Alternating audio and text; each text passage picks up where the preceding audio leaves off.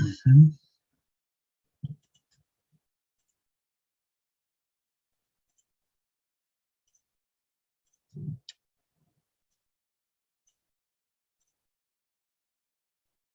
Ujú. Ahora sí. Vamos.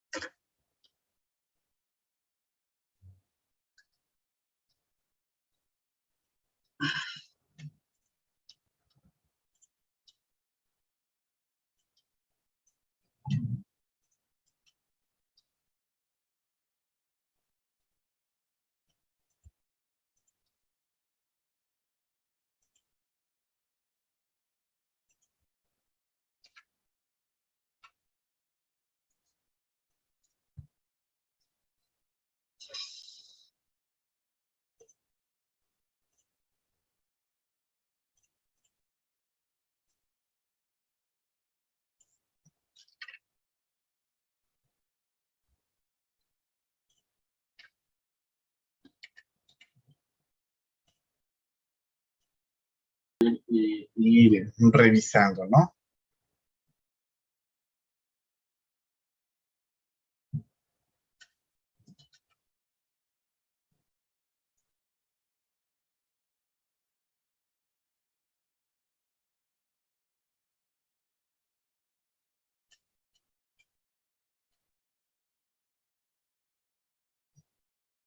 Listo, muchachos. Entonces vamos a continuar.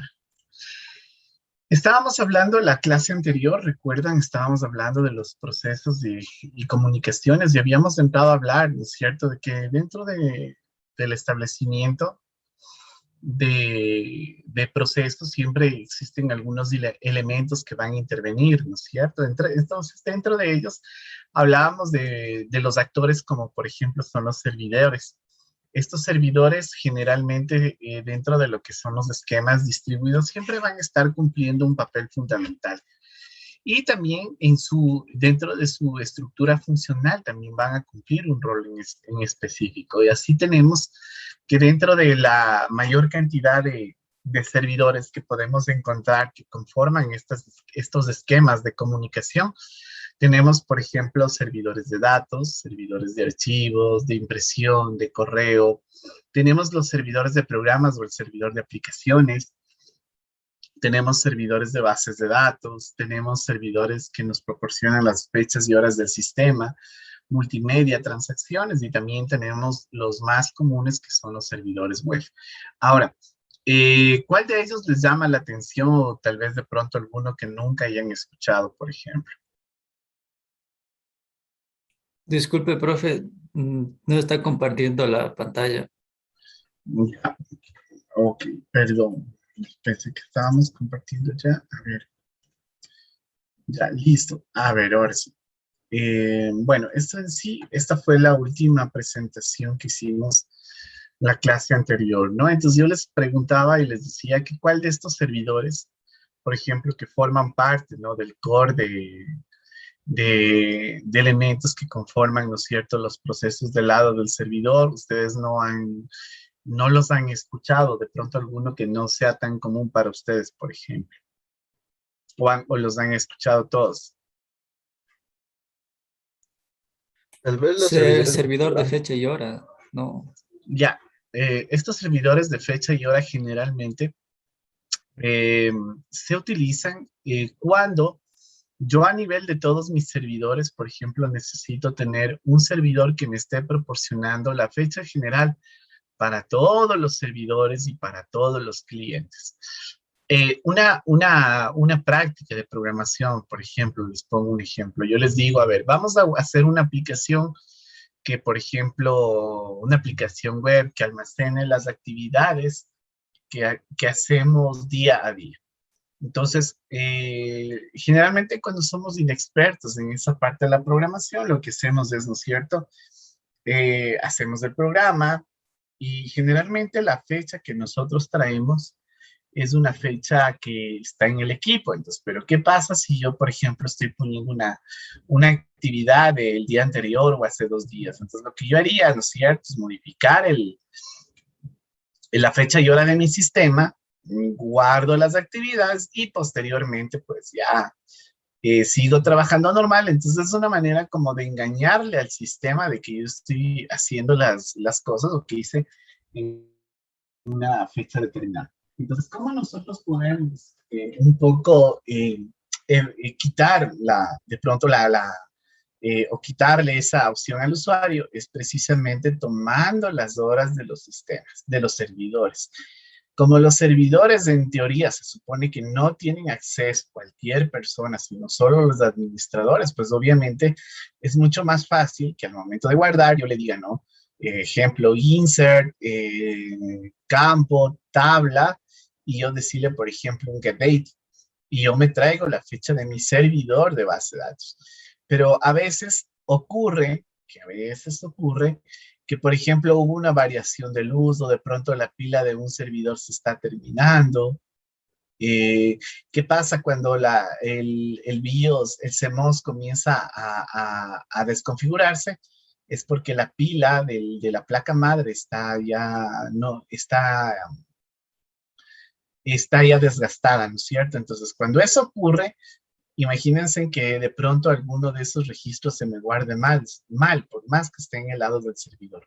Entonces, ¿cómo yo corrijo todo eso teniendo un servidor, un servicio especializado y que a través del cual yo esté concurrentemente sincronizando las operaciones de mis servidores? Puede ser también que este servidor me sirva, por ejemplo, cuando yo quiero tener, digamos, ¿no? De pronto sincronizar tareas, por ejemplo, con servidores que tengo, por ejemplo, en otro lado del mundo. Entonces, ayudo a coordinar este tipo de acciones y obviamente eh, sirven, ¿no? De bastante esto. Actualmente, no sé si ustedes se han fijado, pero por ejemplo, Microsoft, Google, ya ofrecen un servicio de estos que corren en background, ¿no? Para todos los equipos que utilizan sus sistemas. Entonces, no sé si a ustedes les pasa cuando formatean un equipo y recién lo instalan, a veces la hora y fecha está diferente, pero cuando se sincronizan con estos servicios, automáticamente recuperan, ¿no es cierto?, no solo la zona horaria, sino también la hora, la fecha en la cual nosotros estamos trabajando. Listo. Vamos a tener también comunicación entre procesos. Bueno, no está por demás decir que la comunicación entre procesos es un factor clave sobre los cuales se fundamenta la construcción de todo lo que tiene que ver con la parte de sistemas distribuidos. Existen algunos paradigmas de comunicación. Sin embargo, los más usados en los sistemas distribuidos tenemos lo que es el cliente-servidor, tenemos las llamadas a procedimientos remotos, lo que se conoce como el RPC, y también tenemos lo que se llama la comunicación de grupo, ¿no? Son las tres formas en que yo puedo establecer, o son los tres paradigmas de comunicación utilizados en lo que son sistemas distribuidos.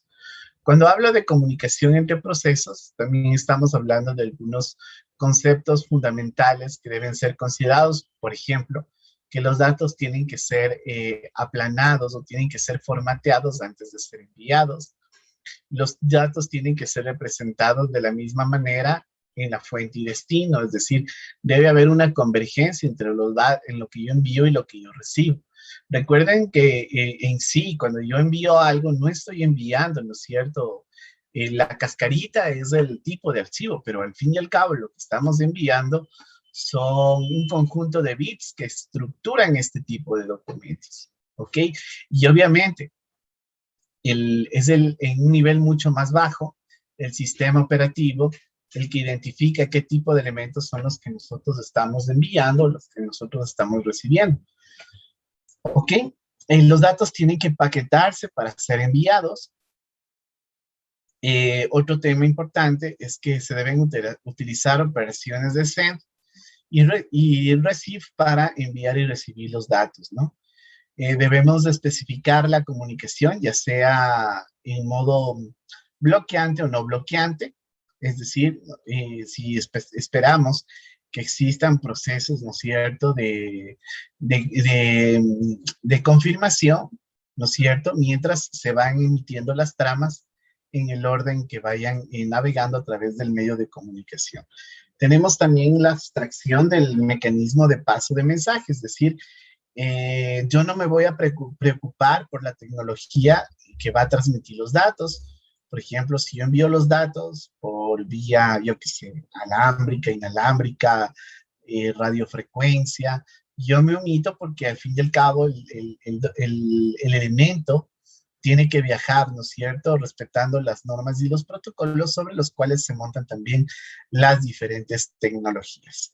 Y obviamente la confiabilidad de la comunicación, por ejemplo, si es que yo decido utilizar un protocolo orientado a la conexión o un protocolo de pronto que me facilita la velocidad al momento de enviar paquetes de un extremo a otro.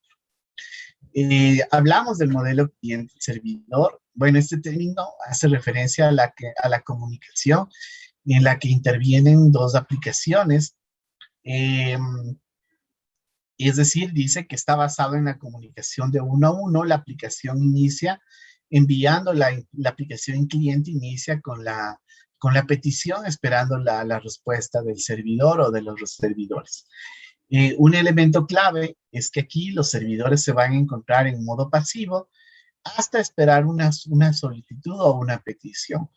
Cuando el servidor recibe esta petición, pues lo que va a hacer es, va a entrar a un proceso en el cual él va a validar los datos que recibe, él va a validar los permisos para poder remitir la respuesta, él va a validar, incluso puede mandar a ejecutar instrucciones del lado del servidor que permitan hacer actividades adicionales con el fin de generar la trama de mensaje de respuesta que va a llegar al lado del cliente, ¿no? Entonces recuerden que esto siempre se lo va a hacer en un proceso de petición-respuesta en dependencia de los datos con los que se van a trabajar.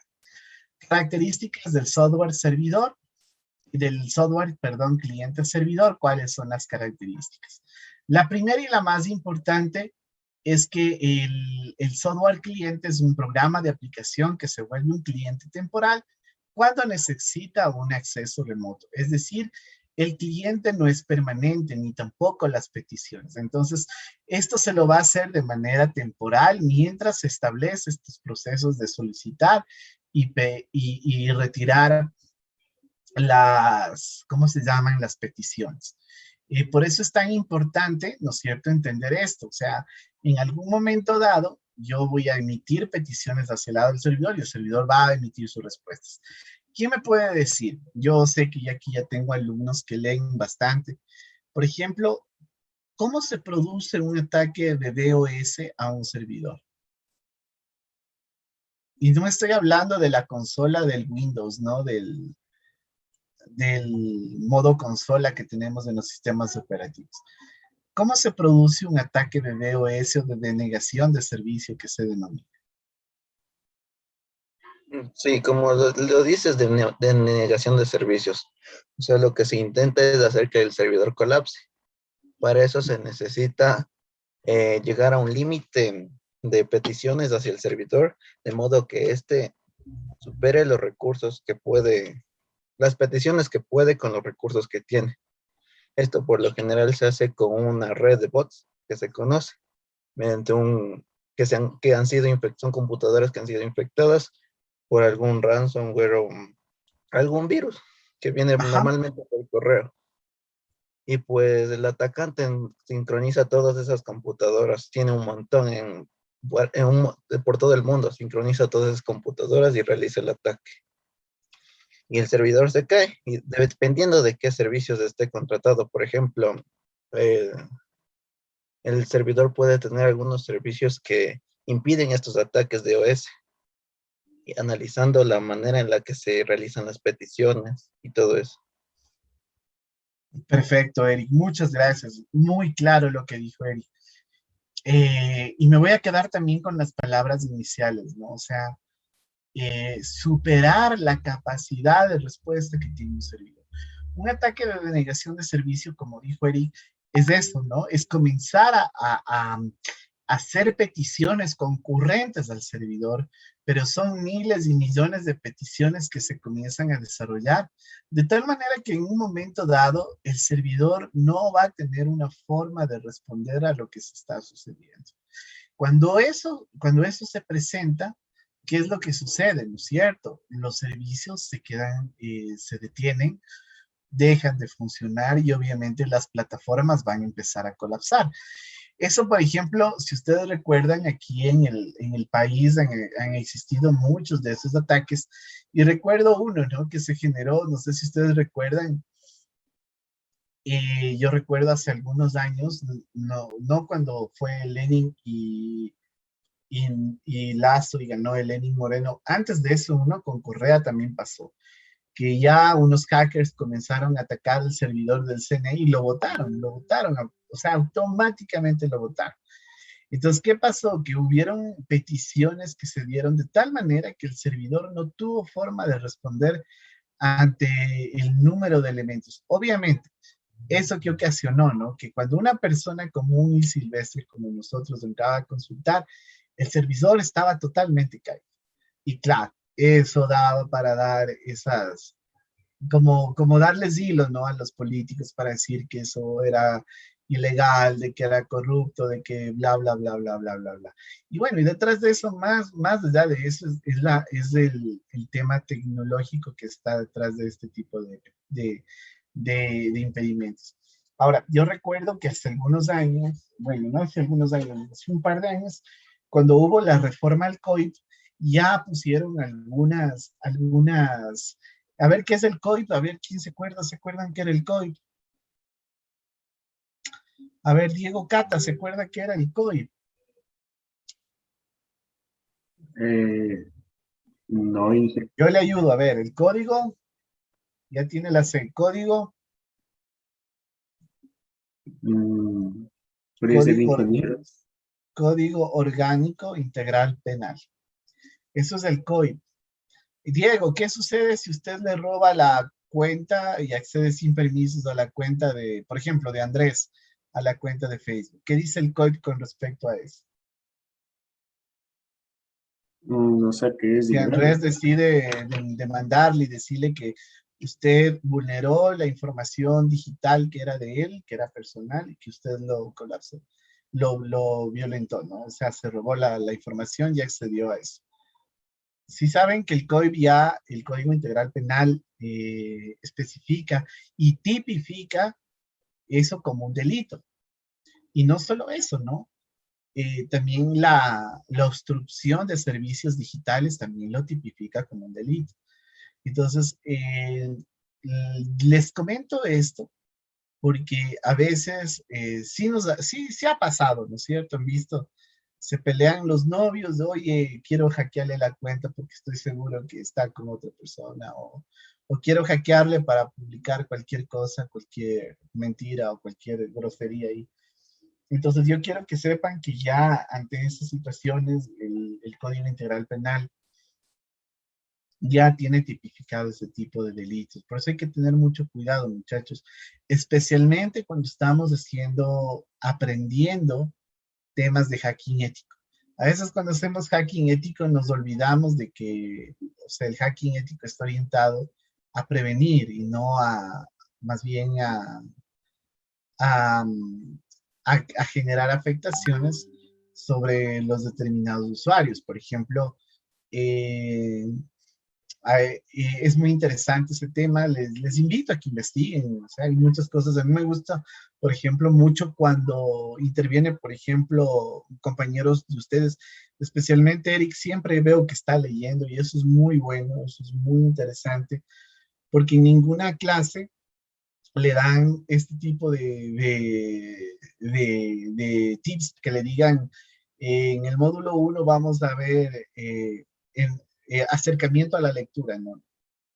Entonces, des en cuenta, muchachos, que ustedes se están formando en una carrera técnica y es muy importante la lectura, el tiempo de investigación que le dan, porque aunque no lo crean, cuando uno conoce o domina una partecita de todo este mundo amplio de la tecnología, a uno también se le abren muchas oportunidades cuando las oportunidades se presentan. Entonces, Es muy bueno tener claro todo eso. Entonces yo les hablaba de esto porque en algunas ocasiones podemos llegar a pensar que si, ejemplo, les pongo un caso, voy a hacer un ataque, por ejemplo, a la página, yo que sé, del registro civil. Pero ¿qué tal si el registro civil, el SENAI, que es la Secretaría Nacional de Inteligencia, identifican de que yo estoy haciendo ese ataque? El Estado me puede demandar, el Estado me puede poner un juicio, el Estado me puede incluso hasta mandar a la cárcel por ese tipo de cosas. Por eso es importante y por eso les mencionaba lo que le decía Diego. Si no conocemos las leyes, pues es muy difícil que a veces cuando cometemos o estamos a punto de hacer algo que aparentemente no tiene consecuencias, pero a la hora del té podrías llegar a tener algunas afectaciones que nos pueden llegar a, como les dije, ¿no? O sea, a mermar incluso nuestra libertad. Ahora, por ejemplo, miren que está tan triste esto del manejo del sistema carcelario. O sea, yo no le deseo a nadie, chicos, ni a nadie, a nadie que esté pasando por lo que están pasando estas familias, ¿verdad? Lastimosamente, yo siempre digo que la maldad en la humanidad ha aumentado en gran medida, al punto que imagínense, no sé, no sé qué debe estar en la cabeza de una persona para que pase todo lo que está pasando actualmente. Nadie tiene el derecho de arrebatar la vida a nadie y eso, yo pienso que estamos yéndonos contra el principio básico para lo que fuimos creados los seres humanos. Es muy triste ver eso. Antes de eso uno veía, no sé, yo les prometo, en otros lados, en otros países, aquí en Ecuador no se veía eso, pero ahora vemos que cada vez y cuando se da este tipo de acciones y es muy triste, ¿no?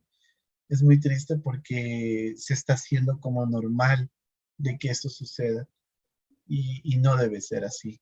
Por eso siempre cuando yo hablo con ustedes, la motivación principal, muchachos, es que nosotros tenemos que ser agentes de cambio positivo en la sociedad. Con nosotros tiene que erradicarse la corrupción, con nosotros tiene que erradicarse toda esa peste de maldad que se ha ido enquistando en una sociedad y creo que tenemos la oportunidad histórica de poder ir cambiando eso, ¿no? Venimos de una formación de personas que ya fueron formadas, que han tenido experiencia en el ámbito profesional y eso también tiene que darnos un aliciente de que somos una generación que va a aprender o ha aprendido mucho más, incluso de los errores de las personas que están hablando a través de o que están parados en un aula, ¿no? Eso hay que valorarlo mucho, muchachos, y especialmente, como digo, entender que hay un sistema de justicia que tiene sus leyes, como les decía hace un momento, ¿no? Por eso es importante que todo esto, la parte de legislación informática, la conozcan, que se metan, que investiguen, que lean, porque a veces, muchachos, hacemos cosas que pueden llevar o causar afectaciones aún mayores. Tengan mucho cuidado con eso, chicos, y especialmente, como siempre digo, no hay que cuidarnos en todos los ámbitos posibles. Bueno, les hablaba un poco de esto, del hecho de las peticiones, hablábamos de los ataques de OS, les decía que si usted de pronto comienza a hacer ataques a una empresa, una institución, eso ya es penado por la ley, por eso nuestras pruebas tienen que ser en ambientes locales, donde sean ambientes controlados, a menos de que se quieran hacer exámenes especiales de empresas que nos contraten para tratar de identificar las vulnerabilidades que pueda tener una red, ¿no? Entonces, como hablábamos, los clientes están inactivos, hacen su petición, los servidores toman estas peticiones y procesan, y una vez que se ejecuta este proceso, la idea es que una vez que se devuelve la información, tanto el servidor como el cliente permanezcan en estados inactivos para poder, ¿no es cierto?, liberar memoria de procesamiento, que es lo ideal, ¿no? Que no nos quedemos con todo eso trabajando de manera sucesiva. ¿Qué más podemos decir con respecto a esto? Por ejemplo, el software servidor es un programa especial de propósitos dedicados a ofrecer servicios para manejar clientes remotos también al mismo tiempo. Este programa se inicia al arranque del sistema y continuará ejecutándose durante toda la sesión que esté encendido el equipo. El servidor espera pasivamente el contacto de los clientes remotos y una vez que se contactan, ¿no es cierto? El servidor necesita procesar estos requerimientos. Aparte, dice, el servidor necesita estar instalado en un sistema operativo más robusto y contar con una capacidad de recursos importantes de hardware.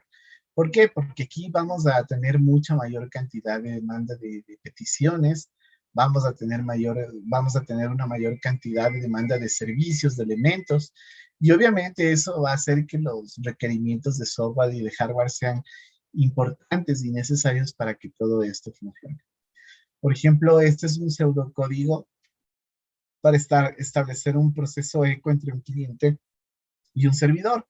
Básicamente, ¿no? Parte del inicio, ¿no es cierto?, de preparar el buffer, de hacer las peticiones, del procesamiento de los datos, de la recepción, el procesamiento y en este caso de la recepción por parte del cliente.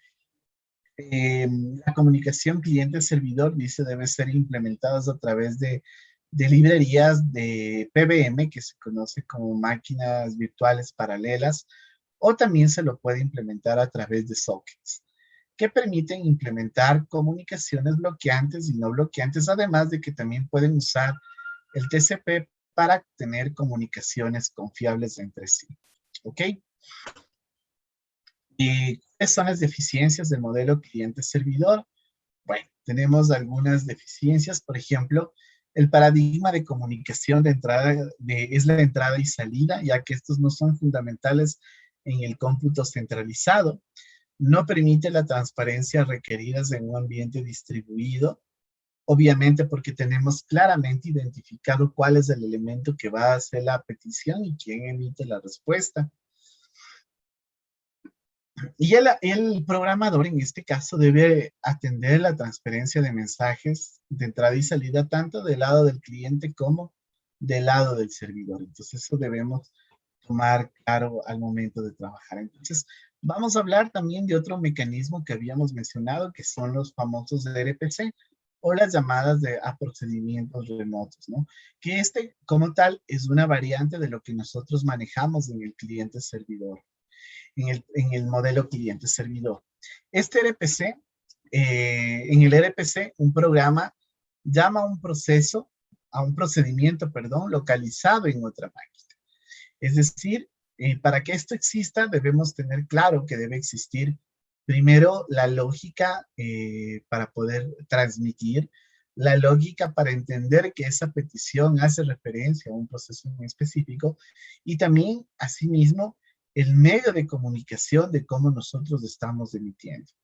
En este caso, el programador no se va a preocupar por las transferencias de mensajes o de las entradas y salidas que tengamos en este esquema. La idea principal es que el RPC, la idea principal del RPC es que se parezca lo más posible a una llamada local.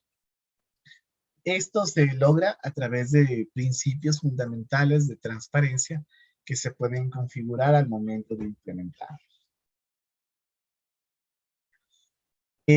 Por tener dicha transparencia, dice el RPC usa un resguardo del cliente que se va a encargar básicamente de empaquetar todo lo que es la cola del mensaje o los parámetros del mensaje y le solicita al núcleo que envíe el mensaje hacia el servidor. Posteriormente, este elemento se va a bloquear hasta que regrese la respuesta por parte del servidor.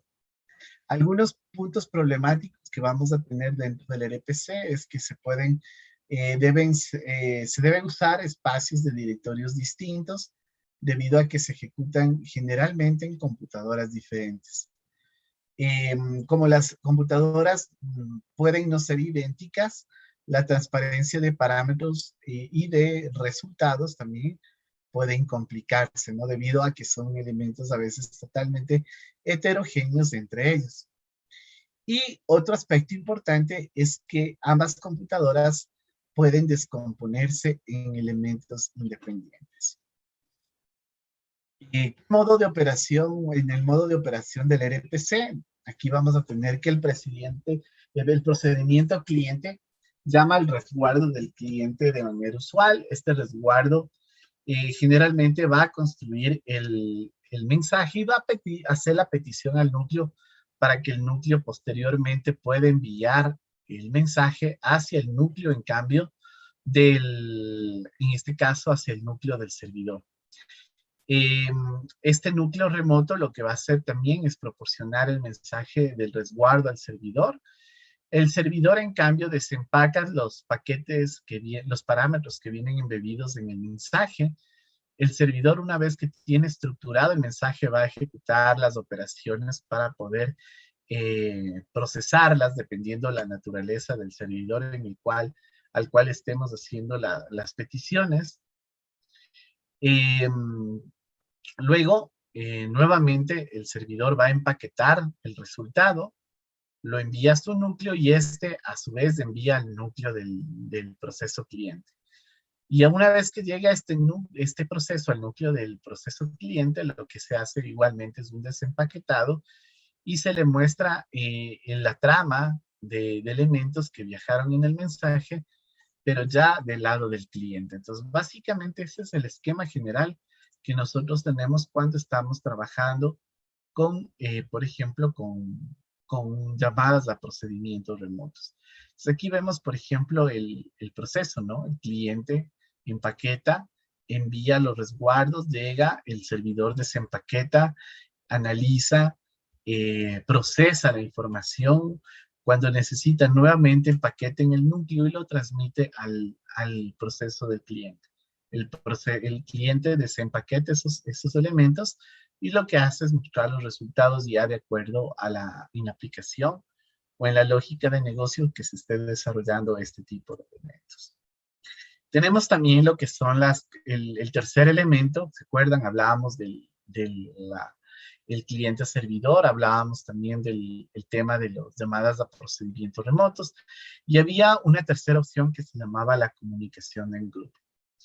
En este caso, en un sistema distribuido, ¿no es cierto? Puede haber comunicación entre procesos de uno a muchos o de uno a muchos o de muchos a uno, ¿no es cierto? Como se indicaba en la figura anterior. En este caso, hay muchas veces que los grupos no son dinámicos, lo cual implica que se pueden crear nuevos grupos o destruir los anteriores. Entonces, ¿qué técnicas se utilizan un poco para ir complementando esta forma heterogénea de distribuir la información? Por ejemplo, tenemos la transmisión de multidifusión, tenemos la transmisión completa, o tenemos también la transmisión punto a punto a la hora de enviar y recibir mensajes. Las comunicaciones en grupo se da entre un emisor y varios receptores, es decir, aquí ya podemos tener, ¿no es cierto?, varios servidores que pueden estar respondiendo a una petición cliente. Aquí vamos a encontrar, con respecto al diseño de grupos, algunos elementos, por ejemplo, como los grupos cerrados. Por ejemplo, dice el procesamiento en paralelo. Cuando hablamos de grupos abiertos, hablamos, por ejemplo, de los servidores redundantes. Tenemos los grupos compañeros que en este caso, permiten las decisiones que se tomen de una manera colectiva entre todos los nodos que conforman, ¿no es cierto?, este esquema.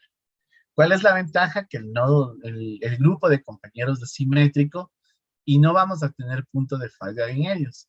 ¿Cuál es la parte negativa, la desventaja que tenemos en este grupo de compañeros? Es que la toma de decisiones por votación va a ser muy difícil. Eso genera un retraso en el procesamiento y en términos de rendimiento también se vuelve como una opción a veces muy costosa. Y tenemos el grupo jerárquico, que básicamente existe un coordinador y varios trabajadores que están ahí dentro del esquema. Encontramos también los miembros de la membresía de grupo. Ellos permiten crear, eliminar, agregar procesos de grupos. También se utilizan técnicas como la del servidor de grupo o membresía distribuida, y existen problemas de detección cuando un miembro de estos ha fallado. Entonces, cuando tenemos membresías de grupo y uno de los miembros fallan, es muy difícil identificar en qué parte o en qué zona se encuentra este elemento que falló. Tenemos el direccionamiento de grupo. Los grupos deben de poder direccionarse, ¿no? Estos direccionamientos se los puede hacer con una dirección única y grupal, con una dirección de cada miembro del grupo o con un direccionamiento de predicados. Son las tres formas en que se direccionan los grupos. Tenemos también las primitivas, que en este caso son los elementos, son, digamos, códigos que me ayudan a establecer comunicación entre dos nodos destino, ¿no? Origen-destino. Entre ellas tenemos el send y el receive. Y también tenemos el group send o el group receive, eso de independencia si yo quiero establecer una comunicación de un elemento a otro o de un elemento hacia varios elementos. Hablamos también de la atomicidad. En este caso se refiere cuando se envía un mensaje a un grupo, este debe de llegarles a todos los miembros o a ninguno, así como garantizar la consistencia. Por ejemplo, en este caso, esto es muy importante porque de esta manera nosotros un poquito tenemos una salvaguarda en este caso, de la integridad de los mensajes al momento de tener diferentes tipos de destino. Entonces, por ejemplo, algo importante que se puede tener aquí es que yo de manera simultánea o en un solo momento puedo mandar un mensaje hacia varios destinos. Y cuando yo tengo atomicidad en este proceso, pues tengo la certeza de que si le llega a uno, le llega a todos. Pero al revés, ¿no? Que si no les llega a todos, también este mensaje como que se va a bloquear y no va a permitir que eso se pueda reflejar para todos los demás elementos. Tenemos también lo que se tiene que ver con el ordenamiento de mensajes. Aquí, por ejemplo, se encuentra combinado todo lo que tiene que ver la parte de la atomicidad y también permite que la comunicación del grupo sea fácil de comprender y que también se lo pueda utilizar.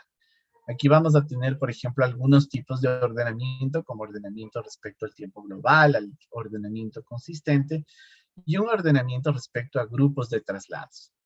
Otro punto importante es la escalabilidad, puesto que esta nos permite que el grupo continúe funcionando aun cuando se agreguen nuevos miembros a este conjunto de elementos que ya se encuentran trabajando de manera coordinada. Tenemos la interfaz de programación de aplicaciones, lo que se conoce como APIs. En este caso, las aplicaciones cliente-servidor se valen de protocolos de transporte para poderse comunicar. Estas aplicaciones deben de especificar los detalles del tipo de servicio, es decir, puede ser servicios de tipo cliente o servidor, los datos a transmitir y el receptor en donde se sitúan los datos.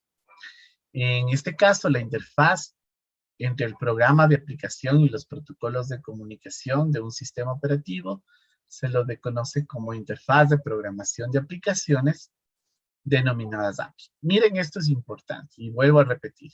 La interfaz entre un programa de aplicación, es decir, es un programa de aplicación, es un sistema de información, puede ser un servicio, y los protocolos de comunicación de un sistema operativo.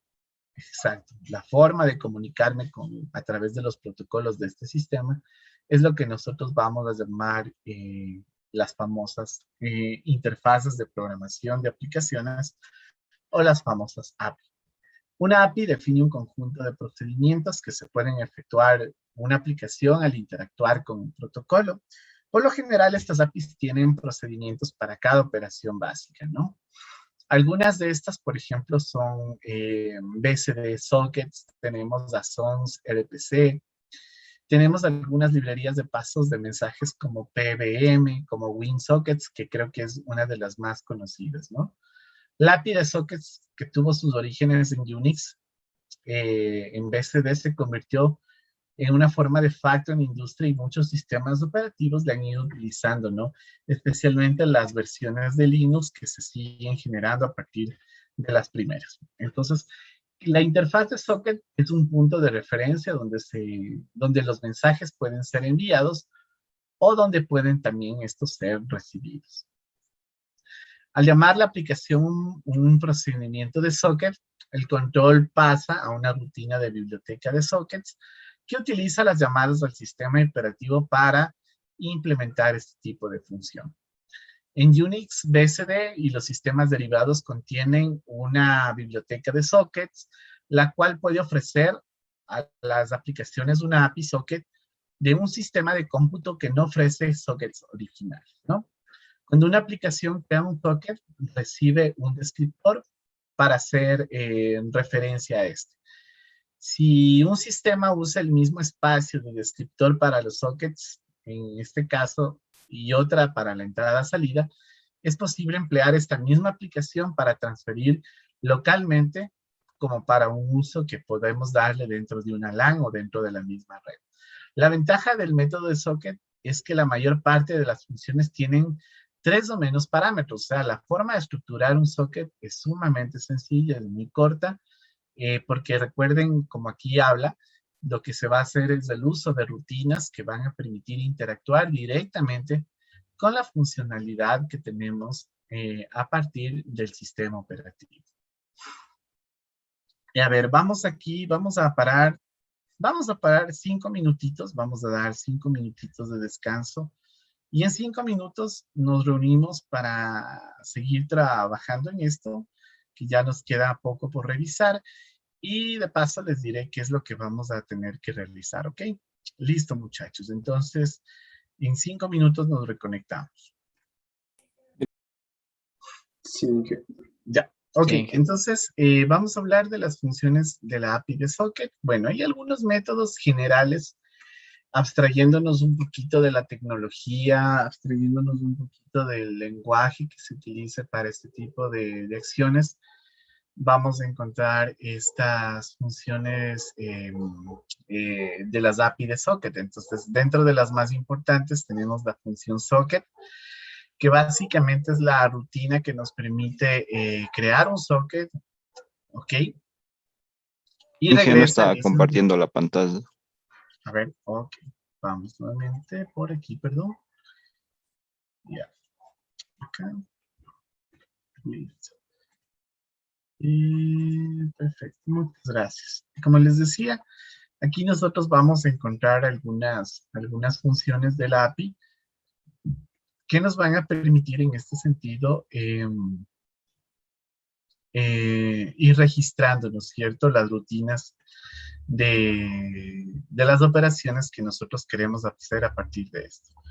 Y aquí nos vamos a encontrar, por ejemplo, con el tema de los sockets. Vamos a encontrar algunas rutinas, por ejemplo, como la rutina socket, que lo que nos permite es crear un socket y lo que hace es regresar a un descriptor correspondiente a este socket, ¿no? Es como instanciar el elemento. El elemento close nos sirve generalmente para hacer uso de, una vez que hemos usado el socket, simplemente eliminarlo o terminarlo. Por ejemplo, si utilizo un protocolo TCP orientado a conexión, close lo que va a hacer es terminar la conexión antes de cerrarlo, ¿no? Antes de cerrar el socket. Y tenemos algunos elementos como el elemento bind, que va a suministrar el número y una dirección local para asociarle a nuestro socket al proceso. Tenemos el elemento listen, que lo que hace es escuchar las peticiones que provienen ya sea del lado del cliente o del lado del servidor. Tenemos la función accept, que nos permite aceptar la comunicación del lado del servidor. Tenemos una rutina que nos permite conectarnos hacia el lado del servidor. Tenemos los métodos send y send-to, que en este caso, el elemento send o la rutina send, esto nos sirve para enviar los datos sobre el canal de comunicación del lado del cliente como del lado del servidor.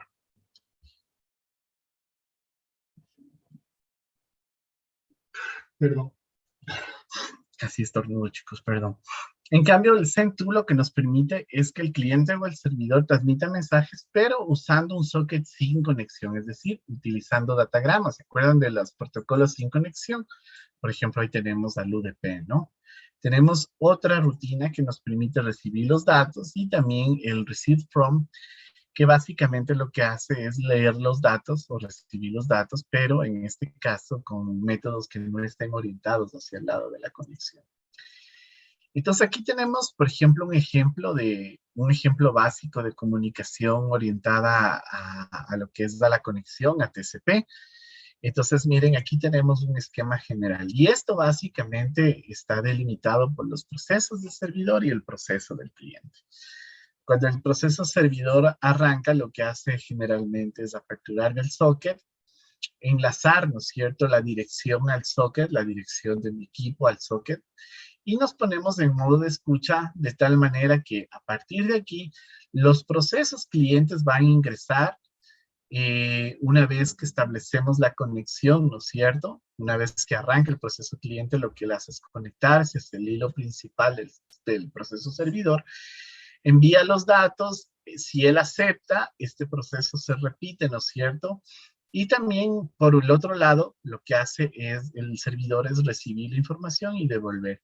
Y aquí se establece un proceso de comunicación hasta que se cierra el proceso, se hace el proceso del cierre del ciclo. Esto, por ejemplo, en un modelo de conexión, trabajando, ¿no es cierto?, el servidor de manera pasiva, utilizando TCP a la hora de comunicarnos.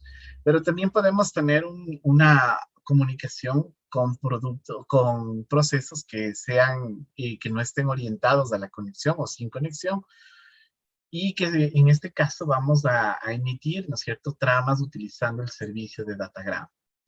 Al igual que el proceso anterior, miren, vamos a inicializar un proceso servidor, un proceso cliente, pero en este caso vamos a estar, ¿no es cierto?, enviando datos, ¿no es cierto?, de manera desconectada y recibiendo las respuestas en este proceso continuo, pero obviamente tomando en cuenta que estos son elementos desde una perspectiva ¿cómo se llaman? Orientados a la conexión. ¿Ok? ¿Qué es lo que vamos a hacer? Miren, vamos a tomar estos modelos como ejemplo, especialmente el de acá. Permítanme por acá, nosotros vamos a utilizar este modelo de aquí. Vamos a hacer el siguiente trabajito. Ustedes van a investigar, a ver, tomen en cuenta lo que vamos a hacer aquí. Yo voy a necesitar que ustedes investiguen lo siguiente. El trabajo es individual, lo van a hacer cada uno. Podríamos hacer en grupos de 2, pero aquí la intención es que lo van a investigar cada uno. Entonces, ¿qué vamos a hacer aquí? Yo voy a poner aquí, voy a utilizar 2 equipos. Pueden trabajar con un equipo en la máquina virtual, ¿ok? Podríamos hacerlo de esa forma. Podríamos hacer. Ya les doy las variantes, ¿no? En cuanto al tema de la conexión. El tema aquí es que yo voy a tener una aplicación, un proceso, una aplicación servidor. ¿Sí? Voy a tener un servidor y voy a tener un cliente. ¿Ya? O puedo tener varios clientes, eso no es problema. Es lo que yo necesito que hagan ustedes. Por ejemplo, yo voy a poner aquí una frase que se me ocurre desde el cliente. Desde el cliente yo le voy a dar la oportunidad a mi proceso hacer lo siguiente. Yo aquí voy a escribir una frase. Vamos a hacer así el trabajito, tan sencillo como es. A ver, permítanme, me voy a buscar por aquí un texto. A ver, vamos a buscar el coro de una canción, yo qué sé. Le vamos a poner...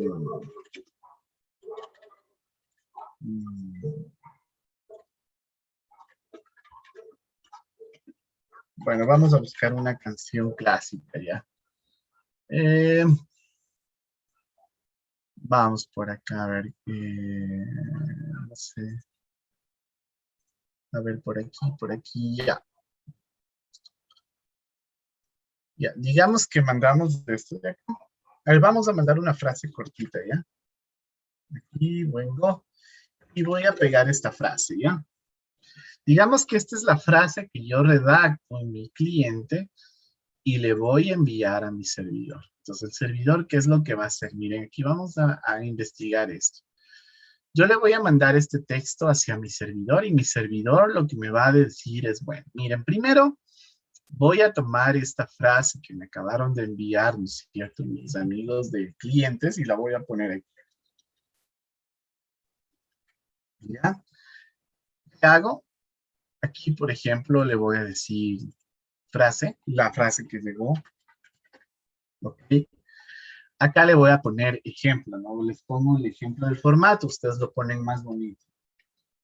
Por ejemplo, yo le voy a poner, se me ocurre, el número de letras, perdón, número de palabras. ¿Cuántas palabras llegaron en el mensaje, chicos?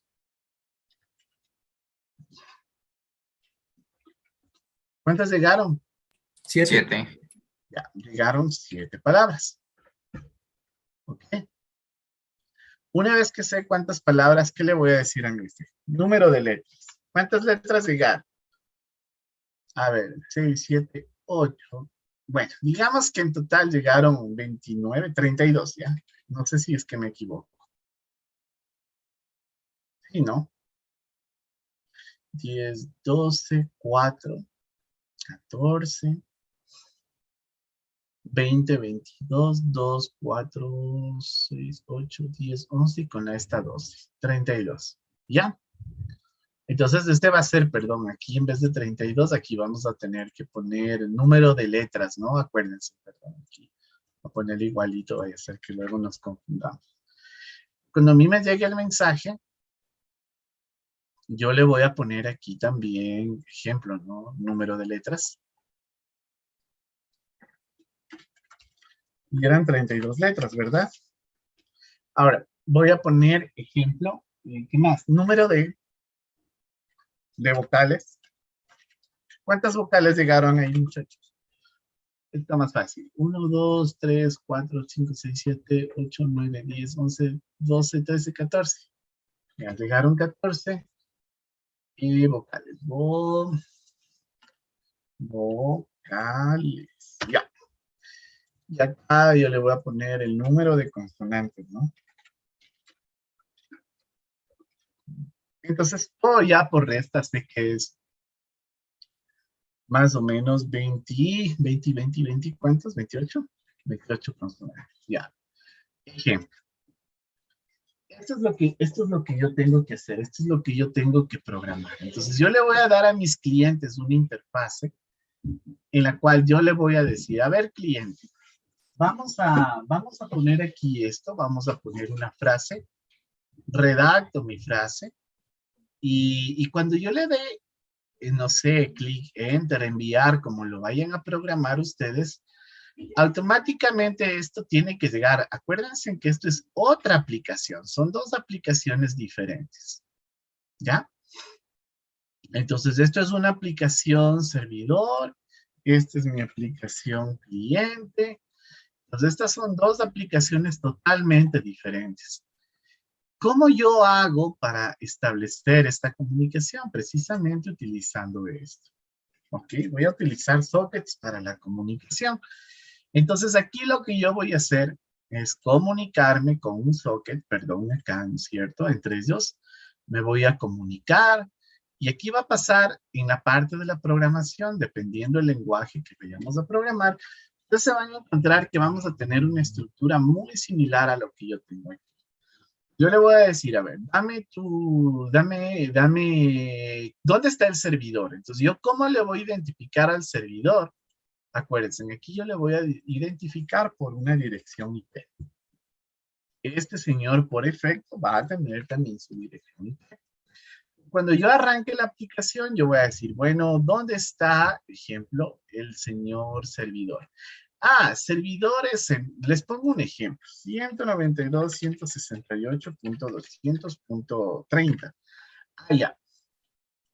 Acá nosotros sabemos, ya en programación, que nosotros nos vamos a comunicar a este servidor IP y de pronto lo que yo voy a utilizar para el socket es un puerto. Entonces yo le voy a decir, voy a utilizar el puerto, ejemplo, 1980. Este es el puerto con el que me voy a conectar.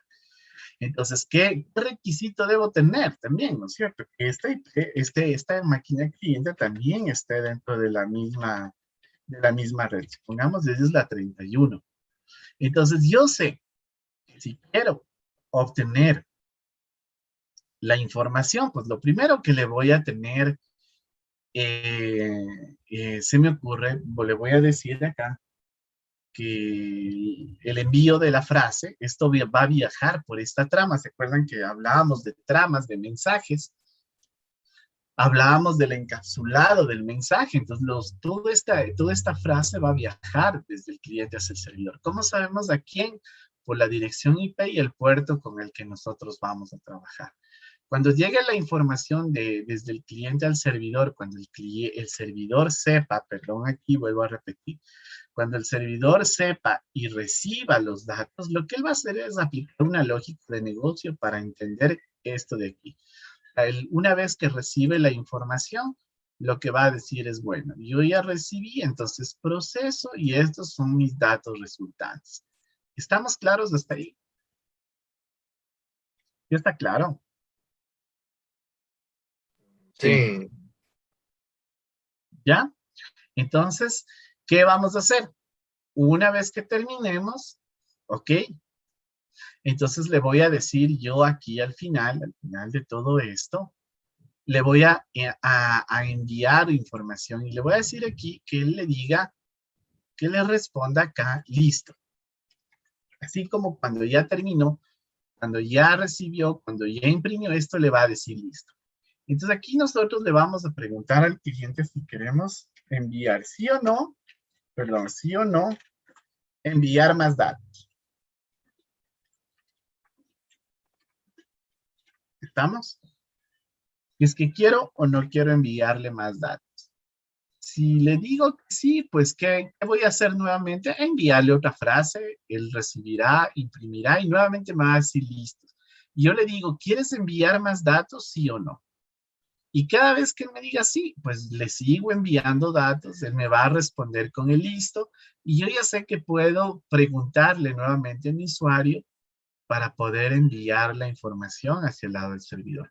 ¿Estamos claros lo que hay que hacer? ¿Preguntas? ¿Está claro?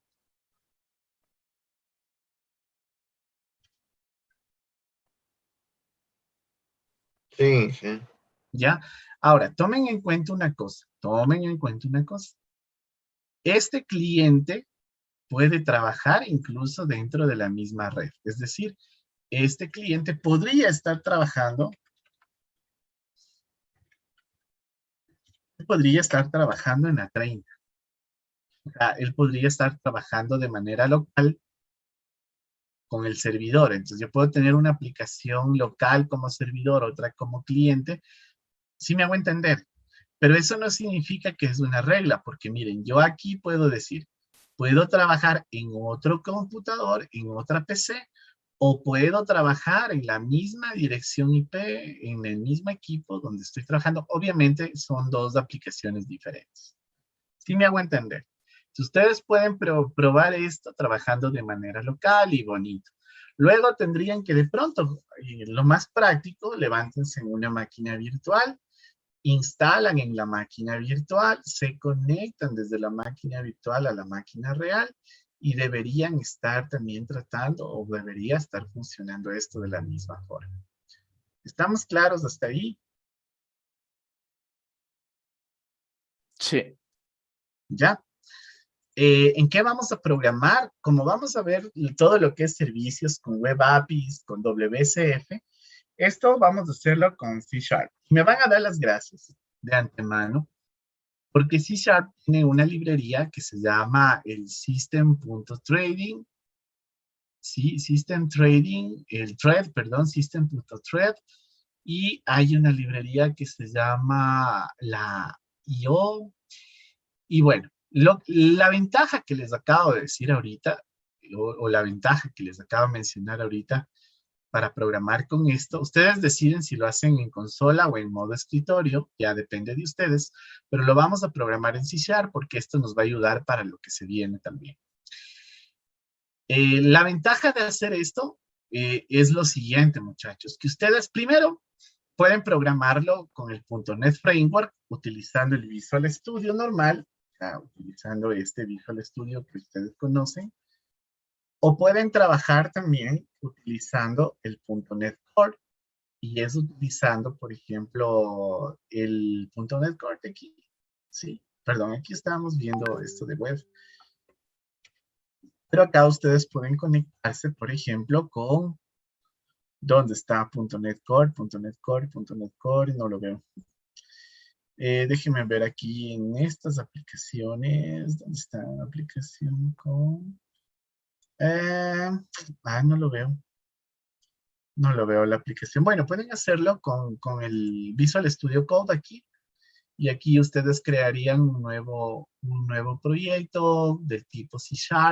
De hecho, eso es súper fácil. Yo creo que les había dicho en cuarto cómo crear, ¿se acuerdan? ¿O no? ¿Se los dije o no se los dije?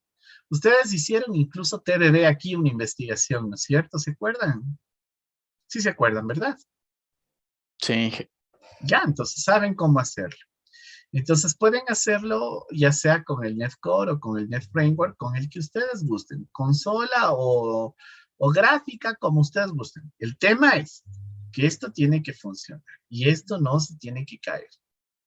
O sea, yo tengo que por lo menos darle la opción de enviar otra frase, es decir, aquí voy a poner otra frase que llegue nuevamente y se imprima, etcétera, etcétera, etcétera.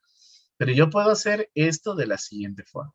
Yo puedo a mi máquina, a mis equipos, puedo especificarles en un archivo de configuración.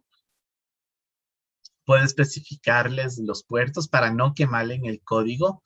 Entonces, la forma más fácil de hacer un archivo de configuración acá, por ejemplo, permítanme aquí, voy a abrir, yo qué sé, esto de aquí, permítanme acá. Se me ocurre. Listo. Acá, por ejemplo, la forma más rápida de generar un archivo de configuración aquí es ya sobre la aplicación. Por ejemplo, voy a esta aplicación, bueno, esta aplicación 1, aquí, miren, y yo le doy aquí donde dice propiedades. Si ven, y aquí le voy a dar clic derecho, propiedades. No. A ver, aquí, clic derecho sobre el proyecto y propiedades. ¿Ya? Sobre el proyecto. Y vengo acá y aquí donde dice settings, a ver, aquí en configuración le puedo dar el nombre de las variables. Por ejemplo, le puedo poner IP, le digo que es string y le digo que es la 192.168.200.30. Y acá le puedo decir puerto. Y le digo, por ejemplo, el puerto 1980. ¿Cuál es la ventaja de esto? ¿Cuál es la ventaja de hacer esto y no venirme a mi código, por ejemplo acá, no venir a mi código y aquí quemar algo que diga, por ejemplo, string p igual 192.168.231? Ya, ejemplo. ¿Por qué no es buen plan hacer esto? Porque el rato que yo quiera, ¿no es cierto?, modificar o yo quiera, por ejemplo, editar esto, me va a tocar abrir el código fuente y modificarlo. ¿Cuál es la ventaja de tener un archivo de configuración? Pues espérenme, le voy aquí a hacer un build. Si yo agrego esto en mi archivo de configuración, ¿qué es lo que va a pasar? Miren, primero que para yo utilizar eso, primero acá solamente le voy a decir esto, por ejemplo. Pongamos de string IP va a ser igual a, yo pongo aquí, settings, settings, a ver, aquí para acceder acá, a ver, properties, perdón. Properties, ahí sí, properties.settings.default. Y miren, acá ya tengo una que se llama IP y otra que se llama puerto.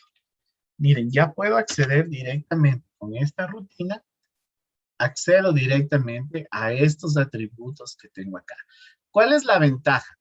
Que si yo luego, por ejemplo, ejecuto y quiero cambiar la dirección IP, ya no la cambio sobre el código fuente. Entonces yo me vengo acá al directorio físico de mi proyecto acá, a la carpetita, y me vengo aquí al bin, al debug, y si ven que aquí yo tengo el ejecutable y tengo acá uno que se llama ejecutable.config. Cuando yo le doy clic aquí a este señor y le abro con un editor de texto, cualquiera que sea de ellos, les recomiendo el Notepad++. Fíjense en aquí que tengo. A ver, ¿quién me dice? ¿Qué es esto de aquí? La IP y el puerto. Entonces, si yo en mi programa le digo, ah, ya, no quiero que sea 30, quiero que sea la 100.5, ¿ya? Y el puerto que sea el 1380 o el 1360, ¿ya? Ya, pues ya, cambio aquí y cuando corra mi código, lo que él en vez de buscar el valor quemado en el código, él siempre lo que va a procurar hacer es buscar el archivo o el dato que yo tengo acá en el archivo de configuración. Y cuando él lea, él va a decir, ah, no, ya no es la 200.31, ahora es la 100.5. Solamente cambio en el archivo de configuración acá y ya no tengo necesidad de estar cambiando eso, ¿no es cierto?, en mi código fuente y quemándolo de esa manera. Entonces, esto hace que las aplicaciones también sean más fáciles de administrar. ¿Estamos de acuerdo? Listo, muchachos. Preguntas hasta aquí, por favor. Preguntas de lo que tenemos que hacer.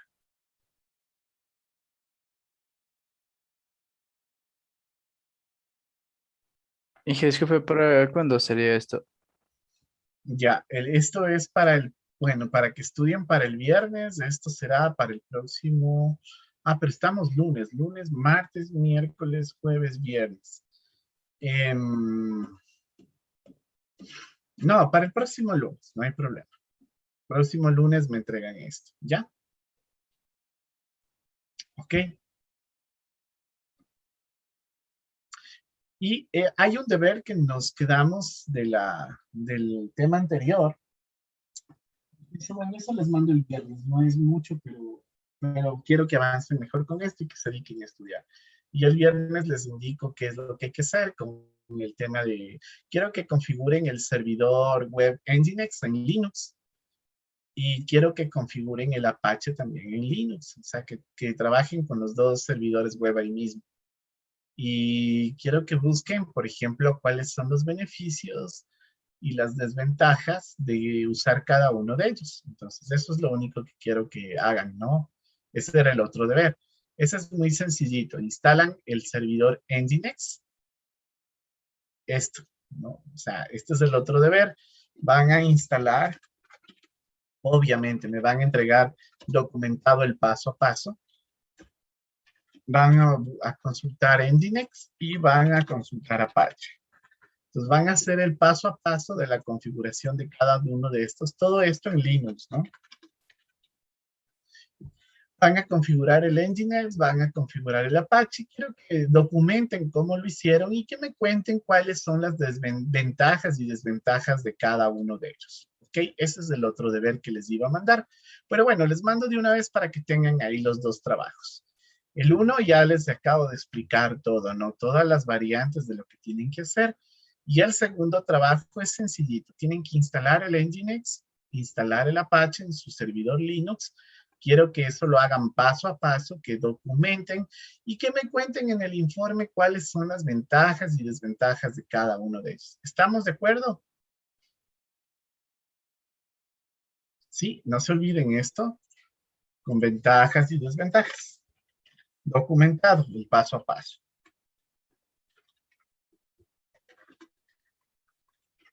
Preguntas hasta ahorita, muchachos. Inge, ¿en qué formato le presentamos el primer trabajo que es para el lunes?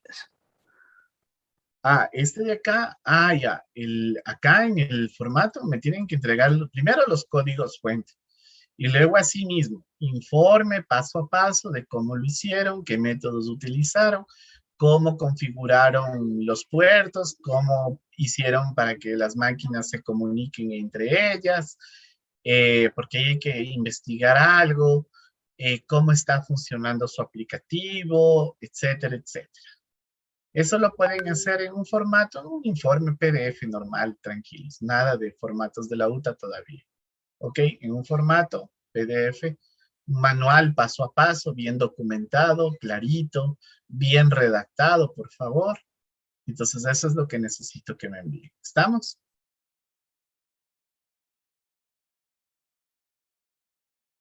Sí. Ya, listo, muchachos. Entonces, no sé si tienen alguna duda o alguna pregunta. Lo que yo no entiendo, Inge, es cómo va a ser, qué tipo de servidor o cómo es que hacemos. ¿Qué cosa? O sea, teóricamente entiendo ya, pero ya llevarla a la práctica ahí es donde no la tengo claro. En la práctica, ¿qué cosa, mi estimado Parte Eric? del servidor. La parte del servidor. Eso es lo que les acabo de decir. Ustedes tienen que investigar en base a estos esquemas que acabamos de conversar en clases. Aquí está el esquema base, ¿no es cierto? ¿En qué lenguaje vamos a utilizar este lenguaje? ¿Por qué este lenguaje? Porque este lenguaje ya tiene programado todos estos métodos para que usted no programe desde cero. ¿Ok? Y lo que yo les estoy explicando es un caso práctico de lo que ustedes deberían y pueden implementar. Envío de trama, recibo, notifico y devuelvo algún mensaje hasta cuando yo desde el cliente le pueda decir ya no más y sencillo, yo ya sé que puedo cerrar la conexión del lado del servidor. ¿Qué parte es la que no entendemos?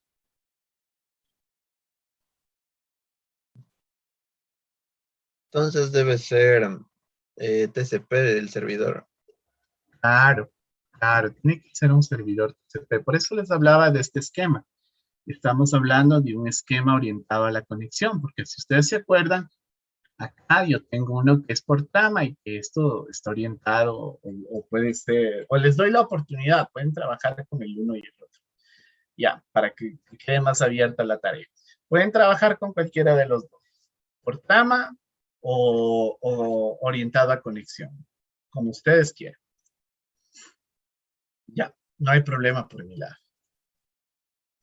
Y como les decía, pueden utilizar este lenguaje porque aquí hay algunas librerías, en las librerías que tengo aquí, yo ya puedo establecer comunicación de socket y automáticamente todos estos métodos que les acababa de mencionar acá, muchos de ellos ya están programados. Lo único que tengo que realmente que entender es cómo organizo el buffer de datos, cómo empaqueta mi código de los datos, cómo envío esos datos de un lado al otro, porque aquí debo establecer este canal de comunicación, pero ahí sí ya, como les había mencionado en clases, voy a depender del medio físico en cómo lo haga. En este caso, si es que lo trabajo dentro de mi intranet o dentro de mi equipo, pues obviamente voy a utilizar la misma red en la cual yo esté trabajando, ¿no? O sea, estoy trabajando en mi red LAN de mi casa, pues lo mando por ahí. ¿Estamos de acuerdo?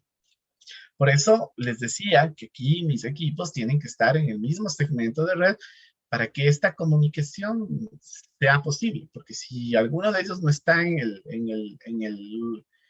la red, en una red en específico, pues sencillamente eso no va a funcionar. ¿Estamos? No sé si ahí ya quedó un poco más claro, Eric. Sí, gracias. Ya, con mucho gusto. No sé si alguien más de pronto tiene alguna duda, algo que necesiten que se aclare, por favor. Inge, disculpe, los dos trabajos son para el día lunes. Sí, los dos trabajos. Ajá. Ok, Inge. Sí, por eso les digo, aprovechen esta semana tienen para hacer el trabajo, para estudiar. Este trabajo de Nginx es sencillo, o sea, la verdad, este trabajo es cortico, no les va a tomar más de 1 o 2 horas hacerlo el de Nginx, eso sí, les puedo firmar, porque lo único que hay que hacer es mandar a correr 2 comandos en el uno y 3 en el otro. Y lo otro es verificar en qué puertos están habilitados los servidores y nada más, y eso documentar cómo lo hicieron. Ese trabajo no demanda mucho esfuerzo, pero es necesario que lo sepamos configurar, porque obviamente ya luego se viene vamos a hacerla, ya mandar a hacer nuestra primera configuración en clúster, Y para eso, pues también tienen que tener conocimiento de cómo se configura un servidor web con Apache o si lo van a hacer con Nginx, en diferentes sistemas operativos Linux. Y por eso venimos trabajando de la mano con estas tareas que obviamente van a ayudar a que cuando lleguen las otras, no perdamos mucho tiempo en cómo se hacen ciertas cosas que ya deberíamos tener conocimiento de cómo hacerlo. Ese es el objetivo. Listo. Obviamente la tarea de acá arriba les va a tomar un poco más de tiempo, pero obviamente de eso se trata, ¿no? De que tienen una semana para poderlo cumplir. No sé si tienen alguna otra pregunta, alguna otra inquietud.